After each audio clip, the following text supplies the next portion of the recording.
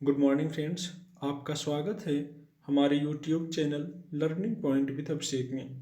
दोस्तों, अगर आप चैनल पर पहली बार आए हैं तो चैनल को सब्सक्राइब कर लीजिए और बेल आइकन प्रेस कीजिए ताकि आपको डेली डिक्टेशन मिल सके।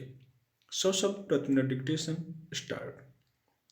जिस दौर में विकास के दावे बढ़ चढ़कर किए जा रहे हों और अर्थव्यवस्था की मजबूती को इस तरह आंका जा रहा हो कि महामारी और पूर्णबंदी के बावजूद यह फिर से पहले की तरह चमकने को तैयार है, तो उसमें कुपोषण की खबरें चौंकाती हैं।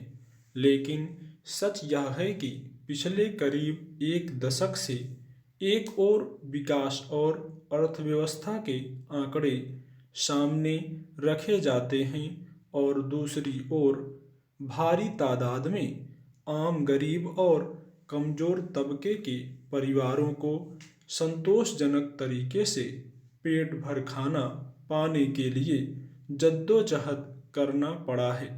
ऐसे लोगों की संख्या बड़ी है जो सरकार की ओर से चलाए जा रहे कल्याण कार्यक्रमों के तहत मिलने वाले या फिर सस्ती दरों पर मुहैया कराए गए अनाज के बूते जिंदा रहते हैं। लेकिन पिछले कुछ समय से उन कार्यक्रमों की क्या स्थिति चल रही है यह समझना मुश्किल नहीं है। इस स्थिति में दोहरी और गंभीर मार ज़्यादा तीखी इसलिए भी हो गई है कि पूर्णबंदी की शुरुआत के महीनों में सख्ती और अब उसमें ढिलाई के बावजूद रोजी रोजगार के हालात सामान्य नहीं हुए हैं और भारी तादाद में ऐसे परिवार हैं जिनके सामने आज जीवन संघर्ष की हालत है। हाल के महीनों में ऐसी आबादी का दायरा और बढ़ता गया है जो पोषण युक्त भोजन से दूर महज काम चलाऊ खाना मिलने भर से अपनी जिंदगी चला रहे थे।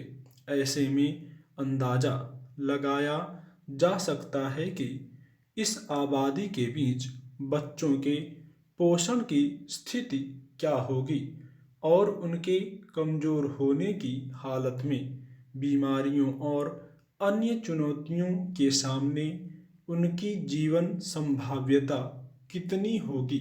शायद यही वजह है कि केंद्रीय महिला एवं बाल विकास मंत्रालय ने सभी राज्यों और केंद्र शासित प्रदेशों को पत्र लिखकर मुख्य सचिवों को बच्चों में गंभीर कुपोषण का पता लगाने और जरूरत पड़ने पर उन्हें अस्पतालों या आयुष केंद्रों में भिजवाने को कहा है। पत्र के मुताबिक यह प्रक्रिया इस महीने के आखिर तक पूरी हो जानी चाहिए।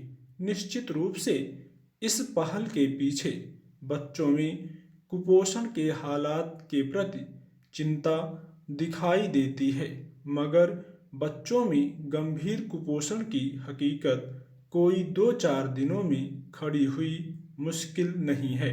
यह लंबे समय तक खान पान में कमी या पर्याप्त पोषण नहीं मिलने से पैदा हुई व्यापक समस्या है।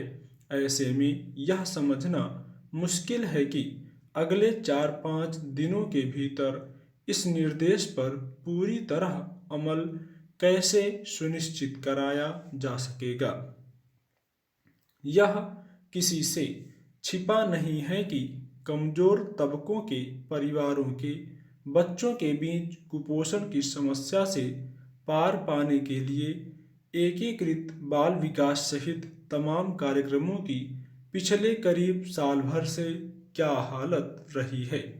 स्कूलों के बंद रहने के दौरान दोपहर के भोजन से लेकर आंगनबाड़ी योजना के तहत भी बच्चों को कितना खाना मिल सका है यह भी जग जाहिर रहा है। ऐसे में पहले ही गरीबी की मार झेल रहे परिवारों के बच्चों में कुपोषण की स्थिति ज़्यादा गंभीर हुई।